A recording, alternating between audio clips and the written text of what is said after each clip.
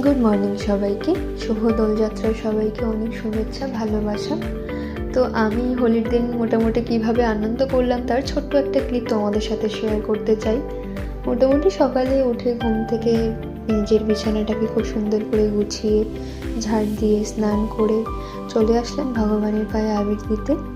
তো এখানে মা প্রথমে স্নান করে পুজো দিয়েছিল, আর আমি আজকে একটা স্পেশাল মহামন্ত্র জপ করেছিলাম, যেটা আদি যোগের মহামন্ত্র জপ, যেটা বৃদ্ধাঙ্গুলি মানে বুড়ো আঙুল এবং অনামিকা দুটো আঙুলকে একসঙ্গে রেখে টানা 21 মিনিট ধরে ওম নমঃ শিবায় এই মন্ত্রটা জপ হবে, এবং অবশ্যই সামনে একটা তেলের প্রদীপ জ্বালাতে হবে। এবং তারপরে আমি শিবের মাথায় জল ঢেলেছিলাম। এখানে আমার মা রান্না করেছিল মাছের মাথা দিয়ে মুগের ডাল, আলু ভাজা, বেগুন ভাজা, পটল ভাজা, চিকেন কষা, ছোট্ট করে।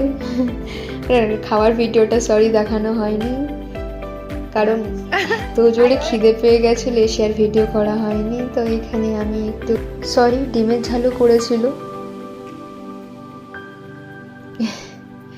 বাবাকে একটু আবির দিয়ে দিলাম, মাকে একটু আবির দিয়ে দিলাম। মোটামুটি প্রতি বছরই দেওয়া হয়। জামাইবু এসেছিল, খুব আনন্দ করলাম। মোটামুটি আমাকে একটু খেতে বলছিল, খাইনি আমি, ওরা খেয়েছিল, আমার তো প্রচুর অ্যাসিডিটি হয়ে যায়। তো এইভাবে মোটামুটি আমার দিনটা কেটে গেছে।